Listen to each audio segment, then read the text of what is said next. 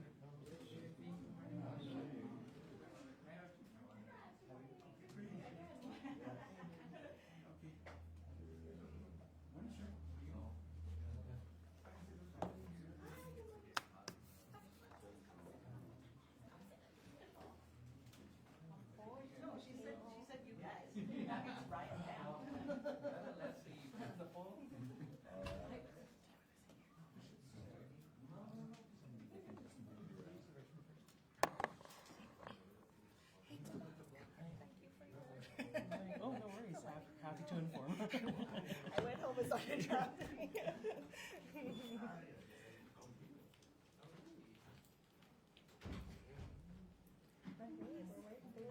know, matching.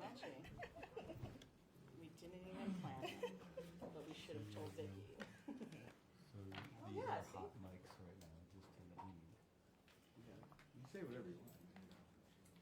Everyone's just going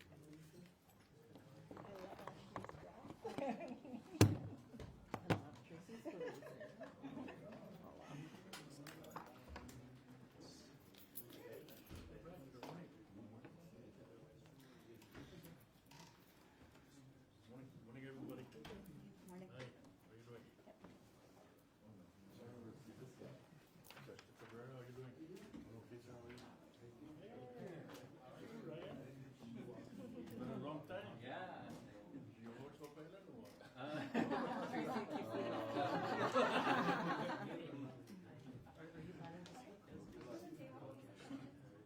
Not planning.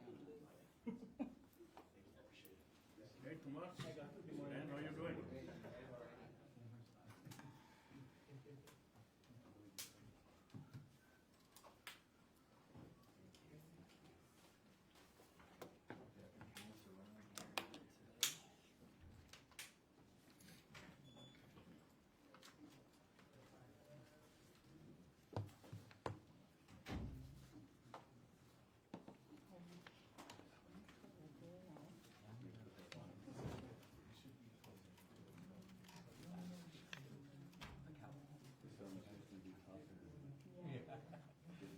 You know, like, what Yeah.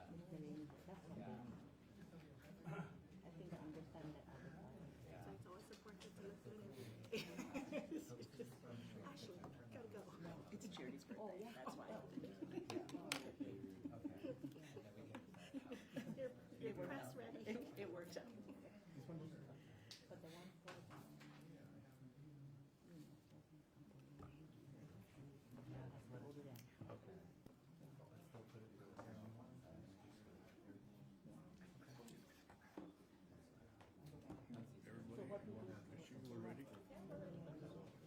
Okay, good morning, everybody.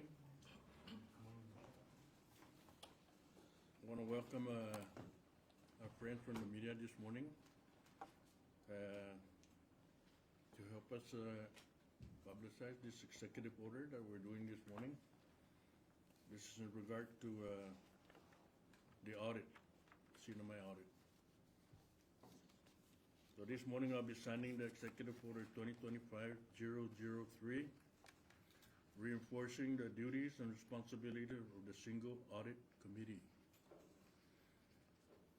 Today, I'm signing Executive Order 2025-003, reaffirming and strengthening the duties and responsibilities of the Commonwealth Single Audit Committee, composed of the Office of Public Auditor, Department of Finance, the Office of Management and Budget, and the Office of Grants Management. The Commonwealth Delayed Single Audit represents a multifaceted challenges with broad implications of our financial health, federal funding eligibility, and public trust. This is not a problem that can be resolved in a single agency in a short-term fix. It requires a coordinated, intentional, and sustained effort across all responsible entities. This executive order underscores a commitment to improving audit timeliness and accountability by reinforcing the roles and collaborative responsibilities of each member agency. We are laying the groundwork for long-term progress in addressing audit delays, improving internal controls, and ensuring the integrity of financial reporting.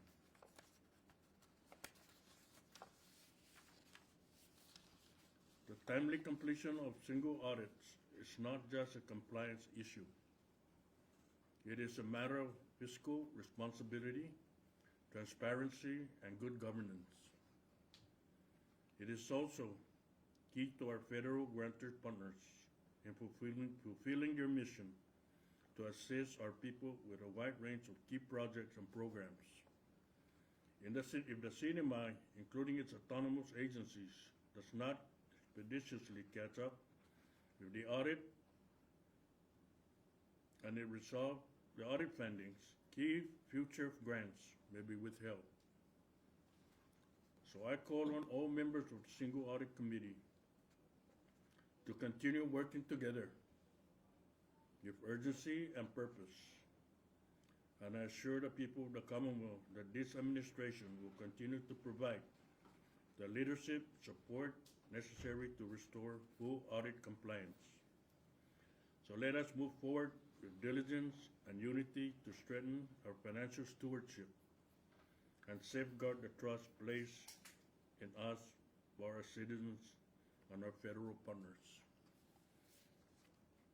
So today, we have our members here from the Department of Finance Secretary, our Budget and Management, Grant Management, and some of the secretaries, commissioners, to witness the signing of this single audit, audit this morning. And this is a serious issue. I think the late governor has been talking about this audit issue for the longest time, and we're still struggling trying to complete it. And this is the time to move forward and finish this thing. We've been dragging our butts, and it will not happen. We have to work and finish this audit. Otherwise, we'll be jeopardizing a lot of federal money for the Commonwealth and our people.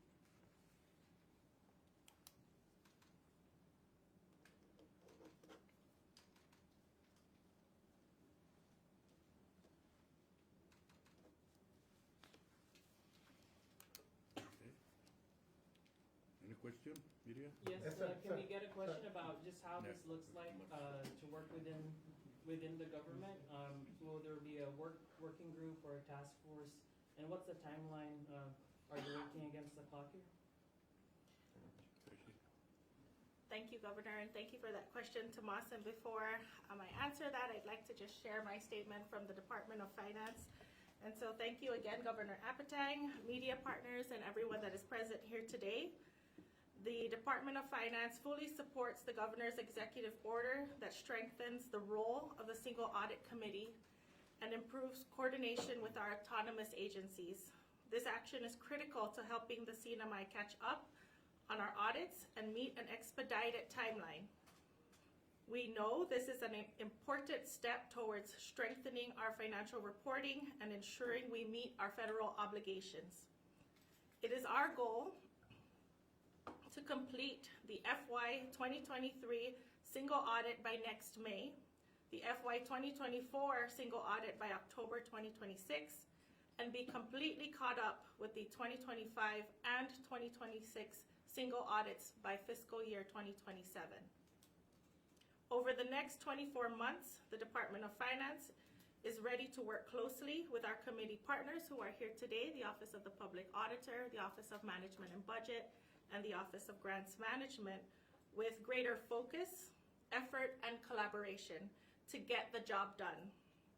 The consequences of not completing our audit include CNMI-wide impacts like grant terminations, withholding of funds and delayed drawdowns, the CNMI designated as a high-risk grantee, suspension of ongoing projects, and just so many impacts to programs that our people rely on. And so again, we are grateful for the close partnership we have with the U.S. Department of Interior, Office of Insular Affairs, who provide us funding and technical assistance to increase our capacity to complete the audit in an expedited timeline. We welcome the Governor's leadership and support, and we are committed to building public trust and accountability for the people of the Commonwealth. Thank you. Anybody else? Want to say something? I just welcome the other committee members to make a statement regarding the single audit executive order. Okay. I'm sorry, if you don't mind, could you just pass both mics down and just speak so we can hear you? And this one, thank you. Oh, yeah, here we go. One more.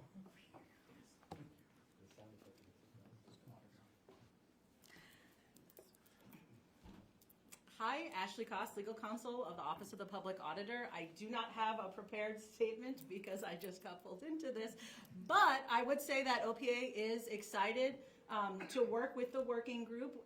We already have a good existing working relationship, but now with the executive order, the framework is all on paper to ensure that we can all work together to make sure that these audits get caught up and then continue moving forward and are done in a timely manner. So, thank you. Happy?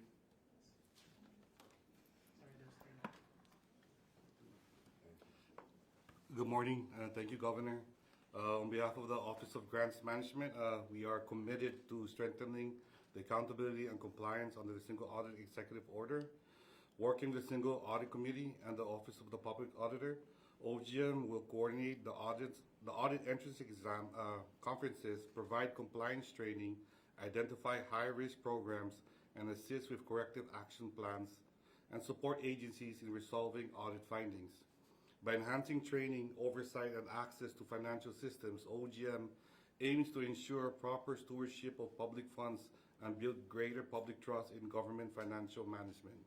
As you can see, with the schedule, it's very ambitious and robust. We all have to work together. It has to be done for the sake of all federal grants, especially. Thank you.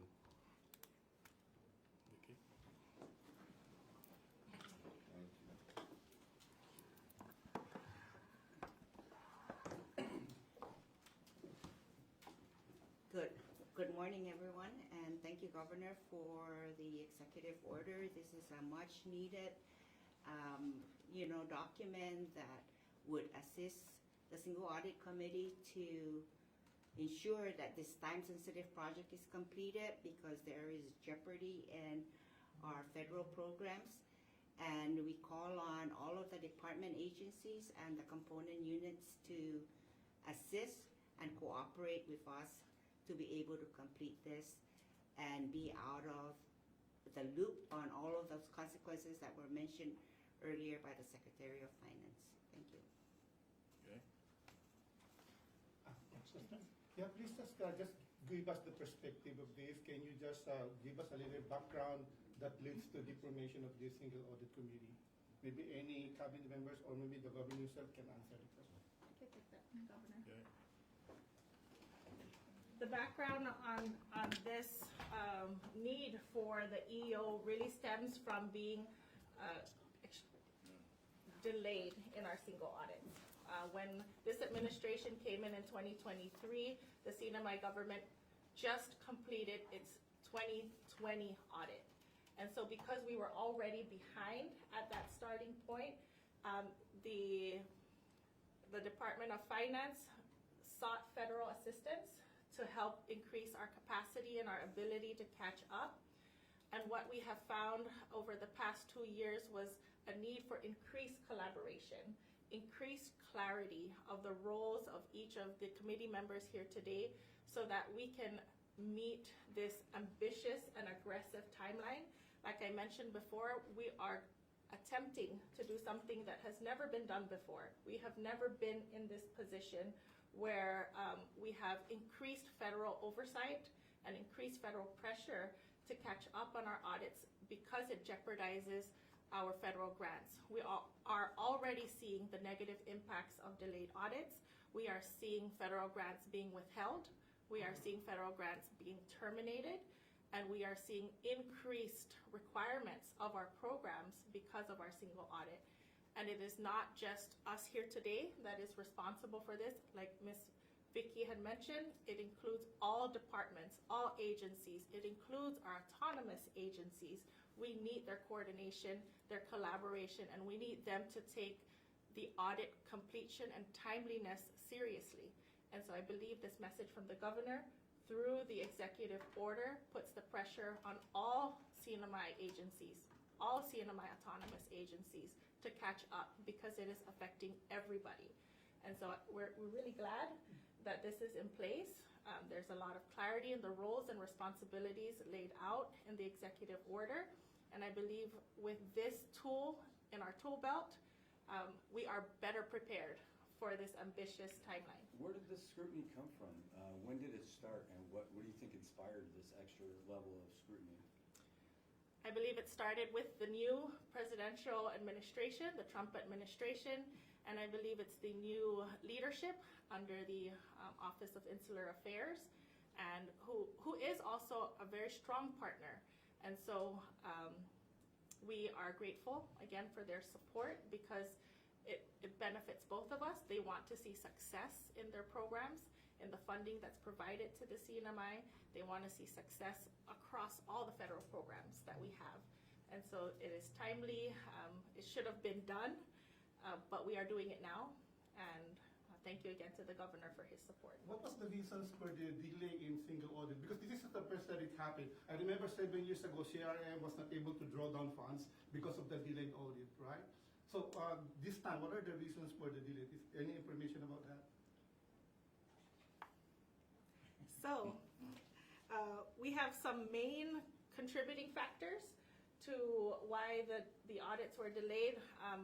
And so number one, of course, everybody is aware of the change in our financial system from the old legacy JDE system to the Munis system that caused extreme delays in the completion of the audits even before this administration.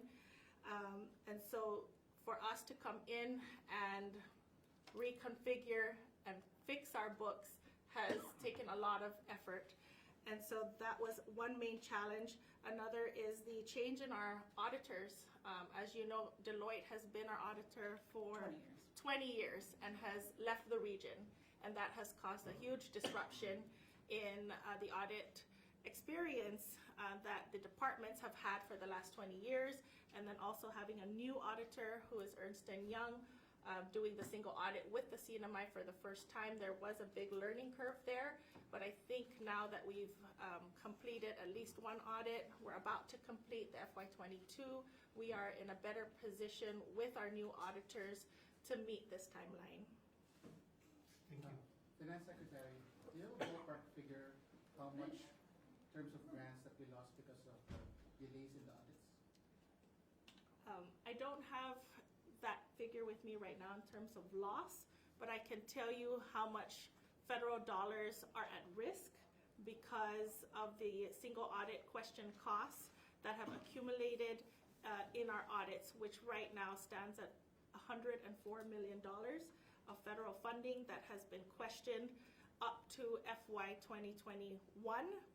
And so again, it requires the collaboration and coordination of the departments to resolve those findings. And like Mr. Epi Cabrera had mentioned, the Office of Grants Management is taking on that role to provide that support to the agencies to resolve those audit findings so we don't return federal dollars. And what's the breakdown of that 104 million? Is that mostly ARPA, or what are the sources? There's multiple federal grants that make up those question costs. It can be found in our FY 2021 single audit. Is there any line share that makes up half or a quarter? A lot of it came from COVID funding. COVID funding? And that's CARES Act funding? CARES. Okay. Yeah. And then, is there accountability built into this committee? If you find if you were to confirm the questionable findings, what do? Do you just forward that to what does OPA do, I guess? Maybe that's a good question.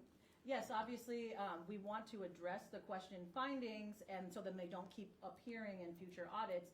Obviously, if those question findings, if there is a level that rises to potentially a criminal violation, then it would get referred to OPA, but it's not always criminal. There could just be mistakes, but the most important thing is being responsive to those findings so we don't keep seeing the findings year to year in every audit, because that really does happen. Yep. Okay, and one thing is that we had a Zoom meeting with the Department of Interior this morning about 5:30 this morning, and this is a major concern with Department of Interior. And they just told us outright that we need to fix our audit issues. Otherwise, we'll be risking getting more grants, federal money for the Commonwealth and our people. And we cannot afford to do that. Those agencies that are responsible, They need to start doing their job and get this thing fixed. Okay, any other question? When should people, these different individual offices, when are they responsible to provide the information on a regular basis? You have a deadline there? Start December. Yeah, I can take that question. We anticipate our FY 2023 audit to commence in December. And before it does start, the Single Audit Committee, through the executive order, has outlined the activities that will happen to better prepare these agencies. One of that is the audit entrance meeting and training that will be conducted by the Office of Grants Management, supported by the Office of the Public Auditor and other committee members as well.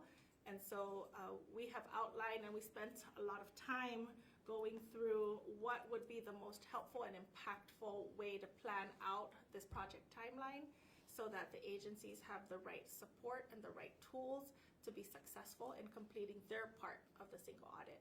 So we're looking at December, and we anticipate that training to be conducted soon. And how do you anticipate this will impact current and future budget negotiations or planning?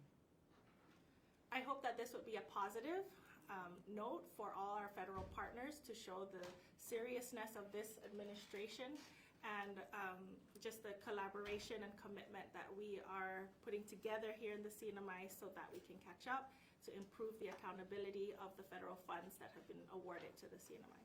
I know the work hasn't necessarily started already, but I know of concern recently in the news is NAP and Department of Education. Are you seeing any major concerns in this audit with PSS or NAP? Like, because their funding is already at jeopardy, do you know? Grants, do you guys? And USDA, I can say that. I'm so sorry, there are 3 microphones. We just want to make sure our audience hears you.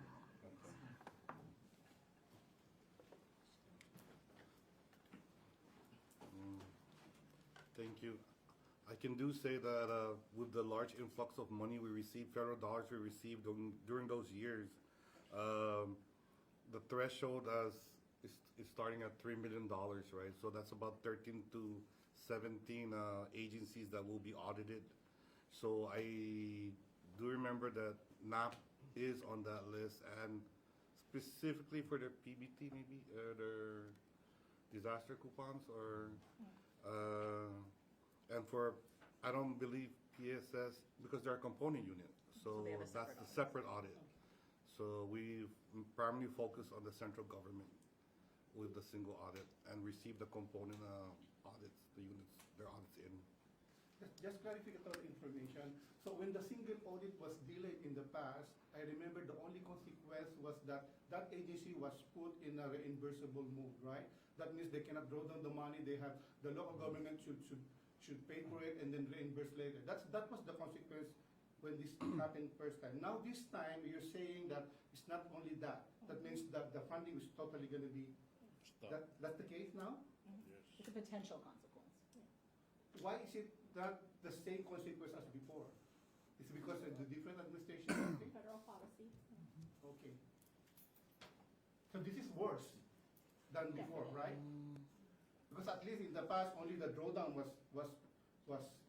held, right? But you can still have the money, right? But this time, it could be worse. It's not really that worse. We just have to do our job. Yeah, that's why We they're get doing that this, money, right? That's why we're We need to forming this comply committee. with their policy, It works like that. So you spend it, you report it. And I'd just like to add to Arnold's comment is the impact to our community. And one that you can see very clearly is the impact to the CARADOT program, where their funding is being held right now by their grantor because of the status of our delayed single audits. And the grantor will only allow for the agency to use their federal funds once we catch up with our audits. And so that's just one example of how our community is being impacted by delayed audits. And that's one example why we need to have increased coordination and effort to catch up. And we don't want any more of that to happen. And so we have to do our part to work hard and get the job done, like the governor said. I know this is gonna sound a little cheeky, I don't mean it to be that way, but like, what does working hard mean in this kind of instance? Do you employ more resources? Do you hire more staff? Do you divert projects that people were already working on? What does that mean? It means all of that and more. And our federal partners know that, and that's why they have provided federal funding support to have increased capacity, increased training, increased hiring. What areas will have the most impact in getting the audits done? And it means all of that for not just the Department of Finance and not just the committee members, but it's for all the departments, because they are managing and operating programs, and the audit is a separate project that's going to be added onto their daily work already for those that are being audited. We have gained some efficiencies in the audit process. The auditor has a portal, so everything has gone digital. All submissions, all requests are being done in the audit portal. And so what does the work do? What does the work mean? It means looking at that portal, what is being requested of you, getting the request in on time, completed, so that the auditor can turn around and you know, Move on to the next question. Yeah. And so it's a lot of work, because an audit is normally 9 months, and we are shooting to complete each year in 4 months, 4 to 5 months. And so that drastically increases the amount of work and intensity to get it done. Thank you. Okay. All right, any more? Yeah, if I could just take the liberty, I don't know when we're gonna see you next, so I'm just gonna ask other questions. Doug, could we get your comment? We've been hearing from the delegates specifically that you're going to request an extension on the EIS for I the did. CJMT. I already asked for a 60 days extension. Can you tell us why you're requesting an extension? Well, I think we need more time to evaluate the comment from the general public. And, you know, I sat with General Atsumoto the other day, but I told him that we're flexible. So once all those comments are put together and, you know, we're agreeable to what's going on, and then we can move forward. So that's the reason why I asked for that 60-day extension. When even the Department of Interior is aware of that, and they're willing to work with us, and DOD also. So that's part of the conversation that we had this morning. And Ashley, I just wanted to ask OPA, we don't get the chance to see you often, so can you give us an update on the criminal charges filed regarding the lump sum payments for former staffers of then Mayor Apatang? In our interview with the governor, he said that it was signed off by then Deputy AG Lillian Tenorio. So sorry to put you on the spot, but I figured I'd ask while you're here. Thanks, Tomas. I will say that OPA does not discuss the existence of status of any investigation due to confidentiality requirements by the law. So sorry about that. Not even just this time? Not even just this time. Not because you asked really nicely. Just real quick, there was legislation introduced yesterday about renaming Beach Road to Governor Arnold I. Palacios Memorial Highway. Do you have any thoughts about that? Yeah. Actually, it's a good intention, but you know, even myself, when I was in the legislature, I tried to rename Beach Road. Just half of it would be a Veterans Road, but there was a lot of comment from the general public that they just don't want to change Beach Road. Leave it as it is. Everybody loved the name Beach Road, so you know that's why they haven't changed. And we don't want to do that now. Thank you. Okay. And then just lastly, I know I see a Representative Aldana in the room. Can you comment on signing into law, Public Law 24-11, CHC, reconciling public utility accounts between CHCC and CUC by waiving the fees? Okay, we can ask Congressman Aldana for his comments. He's the one who introduced that bill. Get part of the microphone. Please keep on. Grab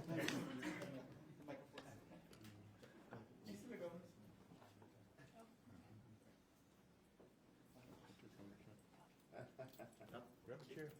I know we were trying to schedule an interview, but this is better, I guess. Oh, he took the opportunity, so. Yeah, thank you, thank you. Can you repeat the question? Yeah, just your comment on it being signed into law, what it means for the CNMI and why you, introduced it. It's very simple, really, when you look at the math behind it. It doesn't make any sense that, the hospital, where they, the totality of the arrears is already at 70 million mark. Now, half of that, or close to half of, when we did the math, it's like 49 point something % is in penalties. No one charges that amount of penalties on anything. Not even the bank does that. So I'm not sure how CUC did their math, but that to me is extortion. And when it comes to that point, you're pretty much putting everybody, in jeopardy. And the fact that you've been putting this on the shoulders of ratepayers is just not right at all. And I'm happy that, and I'm glad that, the governor and signed it into law. So, and a portion of that law says that, those waivers of those penalties shall not be, transferred over to the ratepayers. Because it doesn't make any sense for one government agency to be charging another government agency, penalties and interest. Everybody shares the same pot of money. And if you're just taking it for, for whatever God unholy reason, it doesn't work. You're crippling the other agencies when you do something like that. And it doesn't benefit the general public or the government itself. People will get tired of, they're saying that they're getting to shoulder these costs. Yes, it does. And would you want to continue shouldering that cost? No, you don't. So that's the reason why that bill was introduced, and the governor, made it a law. So there's we're trying to stop this thing little by little. We can't shock the system. Some people say that, why don't they just shut down the government and pay the arrears? Okay, if you want to do that, okay, then don't expect the police department to be active. Don't expect the hospital to be active. Don't expect any government agencies or services to be provided to the public. So that's the reason why the intent of that bill is just to stop all of this nonsense extortion, to other government agencies. You mentioned before that you intend to have the hospital pay for the health network program, but the language is no longer in the bill that the governor signed. What happened along the way? Well, so we realized that, the savings that the hospital could see through this bill was to take some of that funding, and place it over to the health network program and hopefully pay Medicaid. And that is where I firmly believe that the hospital should be audited to ensure that the savings that they do realize from these waivers go to actually where it needs to be, instead of the hospital paying their monthly usage plus, an additional, $500,000 to the arrears. So those savings could be going in that direction. So that's why we decided to just move that to the side. We cannot have like this whole one bill have octopus tentacles just going all over the place. So we're trying to make it very concise, and at the same time hoping that the hospital would do its due diligence and actually divert those savings to something, more important. And hopefully that they don't divert it over to raising their salaries. Is there any hospital oversight for that kind of thing? Like exactly what you're talking about? No, at the current moment, I don't see one, and I haven't come across one. And that is where, we at the legislature are, being very vigilant and working with the administration and everybody, all stakeholders involved, to ensure that this doesn't go, left field. That's our intent to go. So because we do have, the legislature has the power for oversight. So we could actually request for audits, on a semi-annual or annual basis, where reports of their savings will be provided to the executive branch or to the governor's office and the legislature, so we can actually see that it is going to where it was intended to go. Well, with the hospital, you know, you see what's happened in the last, at least the last 10 years since I've been following it. There really is no teeth to anything for the hospital when it comes to the paying of their utilities. It's one thing that can easily be skipped, and it seems like without being able to turn them off, there is no other source of recourse for CUC. So what do you think there is that could be to really force the hospital's hand to pay? Well, that's where we're trying to be adults here. So we're giving CUC and the hospital, the opportunity within that bill. It says that, you have a certain amount of days to come up with a, no kidding, for real payment plan to cover your principals. We've already done our part. The administration already has done its part by giving you guys leeway to move, and for CUC and the hospital to clean up its books. So we're giving them the opportunity to sit down at the table and actually come up with a better plan that is solid, to make sure that these payments are made and to no longer stop putting it on the shoulders of the ratepayers. Governor, just one last question, if I could. It's been reported that the DPW secretary was charged with DUI, and there are allegations of a misuse of a government vehicle. Can you just tell us what the record is? Was there misuse of government vehicle? Thank you for that question, Tomas. I have no idea. Okay. I have not received any report from anybody as to that issue. And once we receive a report from public safety or whatever, I think we should let the course take, we just wait until somebody decide what to do. So you haven't received any official I haven't report? received any report whatsoever. Right. Thank you for addressing it. It's a matter of public interest. I appreciate it. It's a lot of rumors on Facebook. Yes, Don't that's believe why I'm trying to get the numerous, record from you. Yes. what do you call that, anonymous person, whoever that is always out there reporting some false information, so, Thank you. Mr. Governor, did you see, speaking of DPW, did you see the report of the inspection of IPI from July? Yes, I did. You have any thoughts about the current state of it? I want to commend DPW for doing what they're supposed to do, inspecting that building, making sure that it's safe, and somebody's interested in that building. So the guy was here visiting me. I told him, you're gonna have to spend a lot of money, and you need to be straight, be honest. If you want to invest here, we don't want any hanky-panky business. Straightforward, pay your obligation. He owes us a lot of money, right? So we're looking forward to that. Thank you, Governor. Thank you. Okay? Thank you very much.